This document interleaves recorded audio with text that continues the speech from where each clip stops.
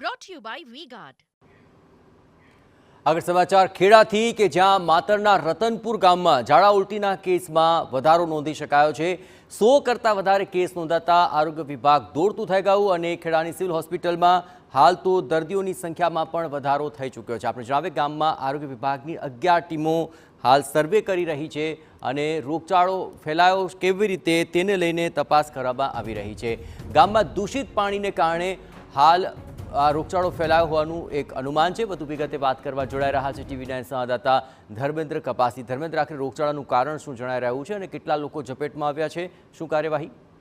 જે સમગ્ર મામલાની વાત કરવામાં આવે તો ખેડા જિલ્લાના ખેડા તાલુકાના રતનપુર ગામમાં દૂષિત પાણીને કારણે રોગચાળો ફેલાવાની શક્યતા છે। મહત્વની બાબત એ છે કે જે રીતે દૂષિત પાણી પીવાના કારણે જે રોગચાળો વકર્યો છે 100 કરતાં વધારે નાગરિકો તેનો ભોગ બન્યા છે।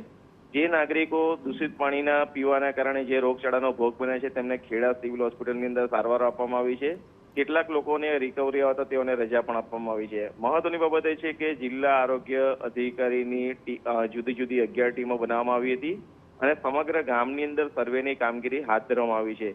સર્વેની કામગીરી દરમિયાન તમામ જે ટીમો છે તેમના દ્વારા એક સર્વેની કામગીરી કરવામાં આવી છે, જેની અંદર જે દૂષિત પાણી છે તો કઈ જગ્યાએ લીકેજ છે, ચોમાસાનો સમય છે ત્યારે પ્રી મોન્સૂન કામગીરી જે કરવાની હોય તો તેની અંદર ક્યાંક કોઈ ખામી રહી ગઈ હોય તેવી પણ શક્યતાઓ છે। કારણ કે મોટા પ્રમાણમાં જ્યારે દૂષિત પાણીથી ફેલાતો રોગચાળો હોય ત્યારે ગટરનું પાણી અને પીવાના પાણીની લાઈન મિક્સ થતી હોવાની શક્યતાઓ વધારે પ્રમાણમાં દેખાઈ આવતી હોય છે।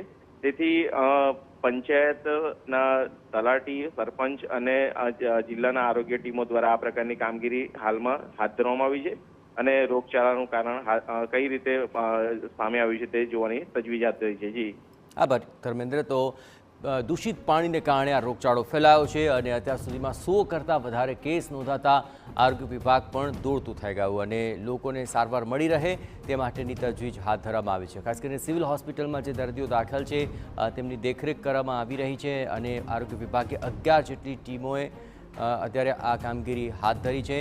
સર્વેની કામગીરી પણ હાથ ધરવામાં આવી છે કે જેથી રોગચાળો કયા કારણોસર ફેલાયો અને તેની રોકથામ કેવી રીતે થઈ શકે તે માટે તેજ ગતિએ કામ થઈ રહ્યું છે। Brought to you by V-Guard.